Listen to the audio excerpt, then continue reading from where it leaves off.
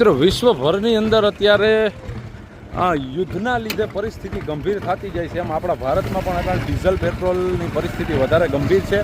સૌથી વધારે ગંભીરતા જોવા મળી હોય ને કોઈ પણ દેશમાં તો ડીઝલ છે. કારણ કે તમે જોઈ શકો છો અત્યારે આ ટ્રક જઈ રહ્યો છે, ઇમ્પોર્ટ એક્સપોર્ટના બિઝનેસમાં આવે અને ટ્રકમાં ડીઝલ વપરાય, તો સૌથી વધારે અછત કોઈ એમ કહેવાય ને કે ઈંધણની હોય ને તો ડીઝલ છે. તો અમે અત્યારે પેટ્રોલ નખાવવા આવ્યા હતા, પણ એમ કહે કે પેટ્રોલના વાહનમાં એટલી ટ્રાફિક નથી જેટલી ડીઝલની છે. અને બીજી વાત કે રશિયાવાળાએ આપણી મદદ કરી છે અત્યારે કપરા સમયમાં.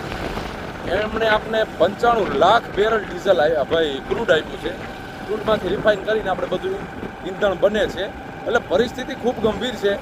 અને હજુ તો એમ કહેવાય ને કે યુદ્ધના લીધે શું તકલીફ આવશે ખબર નથી, પણ વિડીયોને શેર કરી દો. એટલે તમારે પેટ્રોલ ડીઝલને અસરના કારણે કેવી પરિસ્થિતિ સર્જાય એવી છે કે સર્જાણી છે, કોમેન્ટમાં જણાવો.